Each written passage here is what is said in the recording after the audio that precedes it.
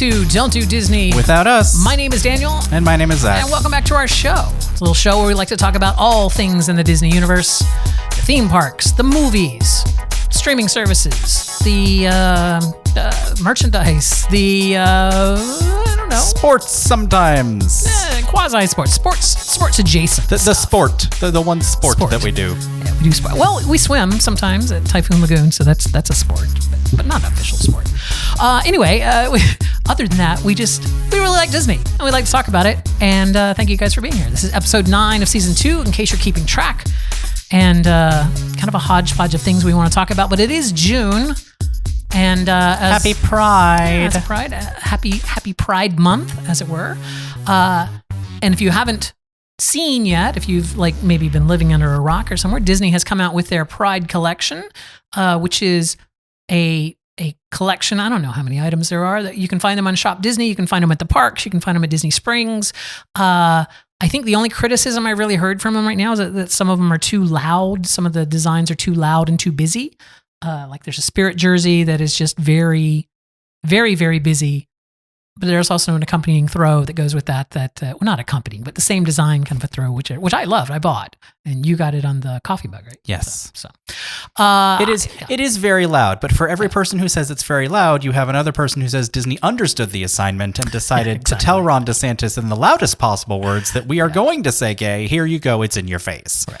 So I'm a fan of it in smaller doses. I would not wear the shirt, and apparently the shirts with that pattern on it are really weirdly cut.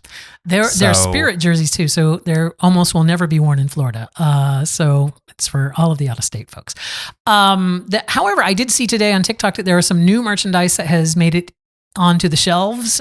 So it wasn't just the initial release. There are some new items there. I don't have pictures of them for those of you watching video, but some more subdued t-shirts, some white t-shirts with Pride logos on them, some children's t-shirts that have rainbows, including the trans flag on them, and also like a running shirt, like a light blue running shirt that has some Pride logos on it. I'm looking forward to seeing that when we go over there this weekend to see what the new merchandise Fingers looks like. crossed they have it. Yeah. So I'm sure that they will release more as the month goes on. So but their collection isn't complete. Wouldn't you think their collection's complete? No. However, Disney's collection will never be complete. I did want to say a big kudos to Disney for being a true ally of the LGBTQ community. There are other corporations who shall not be named. Target. Well, I was going to say it rhymes with Target and Bud Light. That wants our money, makes the efforts to get it, and then when they get any kind of a blowback whatsoever, they suddenly retreat, and we're persona non grata to them. So screw you, Target. That's kind of how I feel. However, the tricky part with that Target thing is that a lot of that merchandise was designed by gay artists. So if you, like me, have been reading the blogs and everything, there are links to get to those artists' websites where you can buy that merchandise directly from the artist and just kind of cut Target out of that whole piece there. So I would recommend doing that. That's just me. Anyway, the other big thing that happened at Disney this past week was the Gay Days at Disney. This is the 32nd year of this event. It is quite a bit different than when it first started. I remember when it was just Gay Day. It was just Sunday at the park, and that started in 1991. I didn't go in 1991. I don't think I started going until 1993 or so, but it used to just be a single day thing. And then, of course, corporate sponsorship came in with all these circuit parties and went on, made it into a 5 or 6 day event that we have now, which is still, an annual pilgrimage. It's one of those things that it's going to happen every year, and it's a big, huge event, and it's a fun thing to be a part of. However, I just thought it was interesting. It's 32 years. That's a long time. That is a long time. That's slightly less young than I am. And I know that you were thinking to yourself, hey, wait, Daniel, wasn't there a big deal that Disney is now sponsoring a Pride, a gay night at Disneyland? And it was the first time ever that they're doing. What do you mean this event's been going on for 32 years? Well, the Gay Day at Disney has never been an official event. It has always been sponsored by outside organizations that promote it, but the it's really just go to the park. Go to the park on this day, wear red to be seen. Of course, now that it's 2023 and we have custom printed t-shirts everywhere, everyone has fun things written on their shirts, promoting their TikToks or whatever out there, or their family I will never trips. promote our TikTok on a shirt. You say that now, but we'll redo our business cards, but I'm not putting it on a shirt. Oh. Now I'm kind of sad. Anyway, the other thing that what I want to say was, yes, it's a 32-year event, and it's just kind of been a private event. It's not actually officially sanctioned. Disney does not officially sanction the event. However, they are aware of it and they welcome it. Sorry. Yes, and they tell all the people who get upset about it that, at least in Florida, we have 3 other parks you can go to. Go to them. I mean, there's going to be gays there too, but yeah, well, it was mirrored at Disneyland starting in 1998. They started doing it at Disneyland as well in October, where it's just a day at the park that gay organizations out there would promote and whatever. And then this year, in April this year, Disney announced that they will be doing a Pride Night, which is part of their nighttime. What is it called? The after hours. Yeah, they're Disney After Dark, I think is what it's called. That series. So they are doing 2 nights of an officially sponsored Disney Pride Night out of Disneyland. I would very much like one of those here. Well, maybe we can get one. I know that we've had other nighttime events here. I mean, we do after-hour events here. Yes. And if the amount of people we saw at the event last weekend are... Yeah. There are gays that will spend the money. Yeah, I agree, and that kind of leads, and straight people, right? That kind of leads into it. So the one party that we went to during the Gay Days event this year was the Typhoon Lagoon party, which we'd never been to before. However, we have been to H2O Glow Nights before, so that was our comparison, right? It's like we've been to a nighttime party at Typhoon Lagoon. Typhoon Lagoon. As a Disney sponsored event. What is this private event? Because this is just an organization that rents out Typhoon Lagoon and sells tickets for this evening event. It's quite different. It's quite different. I feel like that to me signals. Well, let's go through what was different first. First of all, yes, the price. Yes, the price. It was more expensive than the Glow Nights. It Yes, was like $100. A standard Glow Night ticket is like 59? 60? Yeah, I think it's like 59. 59 to, yeah, well, no, that was what we paid after discount. Okay. It's either a little bit more expensive or slightly less expensive than a regular Typhoon Lagoon Park day. Yeah. It's like $10. Yeah. $10 more than what we paid. So I think we got a $10 discount. So let's say $69 for the Typhoon Lagoon party, the Disney one. This one, the private party, was $100. And you could pay even more, I think $200 for a VIP experience. Right, which got you in earlier and things like that. This private party ran longer. It ran from 8 a.m. until 2 a.m., whereas the H2O Glow Nights is from 8 till midnight? Or no, from 8 till 11? 8 till 11. Yeah, it's a 3-hour event, 8 till 11. Whereas this one was 5. What? You said it ran from 8 a.m. I'm sure there were people partying from 8 a.m. till 2 a.m., but the park... 8 p.m. until 2 a.m. Okay. The H2O Glow Nights has specialty food and specialty drinks. All the food stores are open, like all the restaurants and things are open. Yeah, the Typhoon Tillies and the Leaning Palms and the regular Happy Landings. And the bars are open, whatnot. The private event did not have any of that. They had ticket bars, you know what I'm saying? If you've ever been to a place that uses coupons for their drinks, right? There were bars set up everywhere that didn't take money. They took coupons that you had to buy somewhere else. And I think all they had was beer and wine. I don't think they really had... Yeah. They may have had mixed drinks. I just didn't see them. And they were very expensive. I mean, even for a Disney event, and it's not a Disney event, but even for Disney, it was very expensive. Yes. Yeah. In the land of, $33 margaritas. Yeah. And H2O Glow Nights, they have a DJ that is out on the stage. They have characters out in the sand dancing. So it's kind of like a very big dance party kind of a vibe with it. The DJ, gets the crowd hyped up and talks and whatnot. There was dance music being played at this party, but I didn't hear any DJs talking. I didn't hear any it was just MCing or whatnot. Just standard dance background music, essentially. And at H2O Glow Nights, there's like different kind of floats in the lazy river, like flamingos and unicorns and penguins, alligators. And I don't know what else. Yeah. Instead of the normal inner tubes that they have during the day, they take those out and they put in these fun ones. There was none of that here. The lazy river just had the standard things. So I got to ask, I kind of feel like H2O Glow Night is the better deal. Oh, definitely. Not even deal, just a better time. Yes, it was also crowded. Yeah, very crowded. Yeah, and I feel like H2O Glow Nights and all the other after hours events, one of their main marketing points is fewer crowds, thus fewer waits.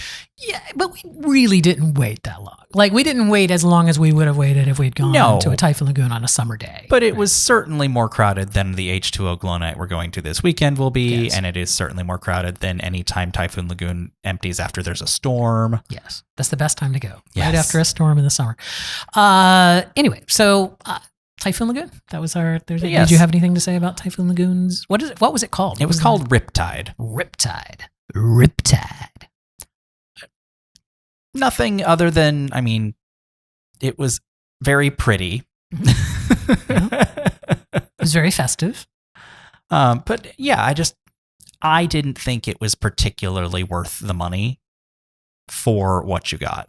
Yeah. So, I mean, it's a good way to spend a large amount of time with other like-minded people, but you can do that without paying $100 a ticket. Yeah, I feel like you probably could have just done that at the host hotel in one of their pools there. Or at the park. Yeah, exactly. Well, there's no pool at the park. I don't know what I was trying to say. I don't either. But no, I do not think it was worth it. I don't think we'll go again. Okay. All right. I was just looking to see how long we've been going here. We've kind of like ripped through all that stuff really fast. Like a riptide? Like a riptide. Yeah, okay. Oh, there's no law that says our episodes have to be a certain length. There isn't. So, I mean, that was kind of what we were going on here. Like I said, we're going to, not like I said, like Zach said, we are going to H2O Glow Nights this coming Saturday. So we'll have some even more compare and contrast. Ooh, won't that be fun? On the next episode. Also, we went and saw the Little Mermaid, the live action Little Mermaid film. Yes. And we can talk about that next week. Yes. Us who are vehemently against theaters, we who are vehemently against theaters, words are hard. Yes. Went to a theater, mostly because we had time to kill. I thought about that. The reason I am so against going to theaters is because you have to go through traffic in order to make it to a location by a certain time. And that's just stress. I hate that. I hate being late. I hate, not being on time. So that's just stress to get there. What time do we leave? And if we get there too early, then we're sitting around doing nothing. And if we get there, too late, then we have to wait for another showing or something like that. And in this case, we were already at Disney Springs. We had 2.5 hours to kill before the party started because we had met some folks for food and drinks. And we were already there. So we didn't have to drive anywhere to make it there. It was a very last minute. It was easy to get into, it wasn't sold out. So we got our seats. And it put us inside when it started raining. Yeah. And so in that case, I don't hate the theater. I just, people talk a lot about how the theaters are not bouncing back fast enough. And like, here's an idea. Quit hitting us with all this commercials and trivia games and Maria Menounos for Nuvi telling us about your digital projector 16 different times and your awesome sound system 12 Nicole times. Kidman somehow believing Heartbreak is better in the movie theater. It's like, I've already bought the ticket. Whatever your sound system is, I'm already here. I don't need to hear, an advertisement about your sound system. It's just, they waste so much of your time to see this movie. It's like the at-home experience in 2023 is just so much better than it is in a theater, right? I have a very comfortable couch. I have a very nice TV. I have a great sound system. And I have a remote that I can pause things and start things when I want to start them. And, if the phone rings or if something happens, I can pause it and I can go and deal with it. If the phone rings, you're not going to answer it. That's true. If I need to go to the bathroom, if I need to grab a snack, if I don't have to miss anything, right? I can go back and see something again, rewind it. I just feel like if I'm going to be paying you money for a better experience, then make it a better experience. Right. And I feel like that's the biggest problem that I have with movie theaters right now is that they're not spending any time trying to make the movie going experience better. Right. They're just being like, take what you get. Yeah. We've already got your money. What are you going to do? Leave? Right. And they did. If you think back, it's like it was this way before. They made a conscious decision a long time ago, like probably like a decade ago, to say, oh, you know what people want? They want reserved seating. They want comfortable reclining chairs. I mean, let's give them that, and then they'll come to the movies. And that was a good thing to do. But I guess to pay for that, they've decided that, oh, now that we have them comfortable in these reclining chairs, let's just up the number of commercials that we're going to show them to, 20 times what we used to. So anyway. Not important. Hey, what's your hero and villain of the week? This is an odd number episode, so we're going to start with villain. So who was your villain of the week? The security at the Typhoon Lagoon event, mostly because right when I got up to go through security, they shut down the lane of security that I was going to go into and shuttled me over to another one. Yeah. And they had already scanned our tickets. Yeah. So when the person there tried to scan my ticket, it's like invalid. Yeah. So you had to come running over with the tickets and be like, no, he's fine. They already scanned it. And then it's just. Yeah, it was really weird. I went first. They scanned all 3 tickets. I went first. I walked in through the metal detector, and then I turned around and you and Max were gone. Mm-hmm. And they had moved you over to another line, but they had already scanned us in this line. So it became fortunately, we were able to talk our way out of it. But even with that, nothing is as bad as the security at Disneyland. That's true. Okay, my villain of the week is the person who put on Pluto's collar at Epcot. We saw him out in his photo opportunity place where he normally is over in the World Showcase, and he had on his old green collar. Not his 100th anniversary. Not his 100th anniversary tag or collar. What the heck? You should write a very strongly worded letter. I should, and they will promptly throw it away. Probably. Who's your hero of the week? The new Little Mermaid. Oh, okay. Say more. The 1989 original is probably my favorite Disney movie. Okay. But this new version was just as good, just as amazing, and better in some ways.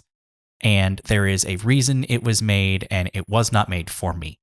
Okay. It was made for every little girl who needs to see herself as a Disney princess, and darn it, they did it. Yeah. And yeah, it was very good. I enjoyed it. I enjoyed it a lot. I know a lot of people either love or hate the Scuttlebutt. I didn't think it was all that bad. I'm sorry. My only complaint with Scuttle is there are more actresses in the world than Awkwafina. I mean, does she have to be in every Disney movie now? Is that like the thing? Is that in her contract? It's like she was Raya. She was in... No, she was Sisu. She was the dragon in Raya. She was in Raya. She was in... Shang-Chi. Shang-Chi, and she was in something else also. And now she's in this. She's like, all right. We get it. Just take a breath. Take a deep breath. Let other people go in and have their turn. All right, my hero of the week is the Pride Dome Cake. Now, Disney, of course, not only released Pride merchandise, they also released a bunch of Pride food items all across property. And for those of you who have listened to this podcast for a while, you know that I don't like chocolate. And a lot of times the desserts that they put out are chocolate. He doesn't like chocolate, but he likes brownies. Someone please explain it to me. I'm an enigma. And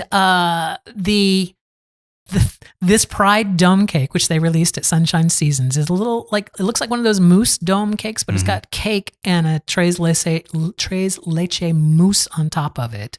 No, a coconut mousse on top. Anyways, coconut and tres leches, not a piece of chocolate to be found. It was delicious. It was like a very high-end Mounds bar without the chocolate. You know what I'm saying? It's just like that lovely creamy coconut, and it was cold and it was delicious. And I can't say, I have had dreams about that coconut cake. Well, we can get it through the end of the month, so we'll go back to Epcot. All right, then get me and try.